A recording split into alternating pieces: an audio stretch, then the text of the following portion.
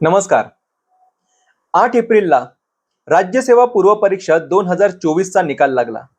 जे विद्यार्थी यात पास झाले त्यांचं अभिनंदन आणि मुख्य परीक्षेसाठी त्यांना खूप खूप शुभेच्छा. जे विद्यार्थी यात पास होऊ शकले नाही, मला माहिती आहे की त्यांना दुःख झालं असेल, पण त्यांना मी एकच सांगेल की आता वेळ आहे या दुःखातून बाहेर पडायची आणि पुढच्या अटेम्प्टची तयारी करण्याची. फार जास्त यावर प्रवचन न देता सुरेश भटांच्या काही ओळी आहेत, त्या तुम्हाला ऐकवतो.